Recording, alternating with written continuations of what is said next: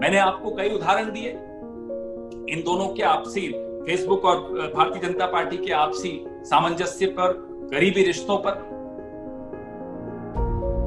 बार बार उदाहरण आपके सामने आए, और जब भी फेसबुक से प्रश्न पूछा जाता है या उन पर कोई हमला होता है, कोई क्वेश्चन पूछा जाता है, उनके बचाव में स्वयं रविशंकर प्रसाद क्यों उतर आते हैं, ये उसका जवाब वही देंगे। अपने न पद की चिंता करते हैं वो, न कद की चिंता करते हैं, न अपने परिवार के रसूख की चिंता करते हैं। बड़ा अच्छा परिवार है उनका। चाटुकारिता में लिप्त होकर इतने गिर गए हैं रविशंकर प्रसाद, भूल जाते हैं कि भारत सरकार के मंत्री हैं, संविधान की शपथ ली है। फेसबुक को बचाने के लिए नहीं बनाया गया उनको मंत्री। उनको भी सोचना चाहिए आज रात को घर बैठकर, काम तो ज्यादा है नहीं उनके पास, दिन को भी सोच सकते हैं। सोचना चाहिए कि किस तरह से वो भारतवासियों के हितों की रक्षा करने में अक्षम हो गए हैं, एक प्राइवेट लॉबीज के शिकार हो गए हैं रविशंकर प्रसाद और उनकी सरकार।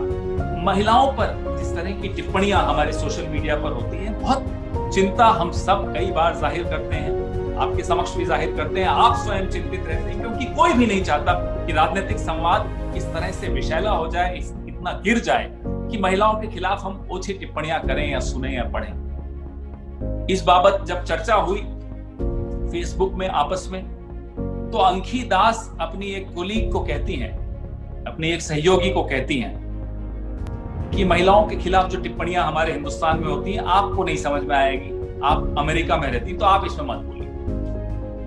अंखी दास से हम ये उम्मीद करते थे कि आप कहेंगी कि इस तरह की ओछी टिप्पणियों का स्थान फेसबुक नहीं देगा अपने प्लेटफॉर्म। उल्टा उसके आप अपने सहयोगी को समझा दें कि हिंदुस्तान में ये होता है, माफ कीजिएगा हिंदुस्तान में ये नहीं होता है, हिंदुस्तान की संस्कृति नहीं है, हमारे घर में हम इस तरह की न भाषा बोलते हैं न सुनते हैं। कौन से हिंदुस्तान की आप बात कर रहे हैं अमेरिका के सामने, जहां महिलाओं के खिलाफ इस तरह के अपशब्द बोले जाए? कैसा हिंदुस्तान है ये? क्या भाजपा का हिंदुस्तान है? अंखी दास जी, आप भी कान खोलकर सुन लीजिए, होंगे आपके नरेंद्र मोदी जी के परिवार के सदस्य।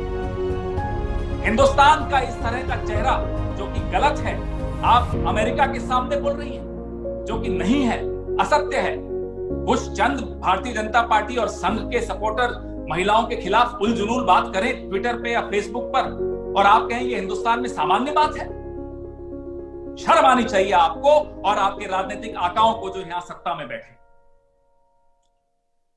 चुनाव आयोग 2017 में फेसबुक इंडिया के साथ गठबंधन होता है वोटर अवेयरनेस के लिए, जागरूकता अभियान के लिए। एक साल बाद मार्च 2018 में ओपी रावत साहब जो मुख्य चुनाव अधिकारी थे, वो कहते हैं कि चुनाव आयोग रिव्यू कर रहा है, पुनर्विचार कर रहा है अपने इस गठबंधन पर फेसबुक से, क्योंकि फेसबुक से इस गठबंधन में जो चुनाव की सैंक्टिटी है उसका समझौता होगा। उनकी चिंता थी और वो सार्वजनिक मंच से उन्होंने इस चिंता को व्यक्त किया था।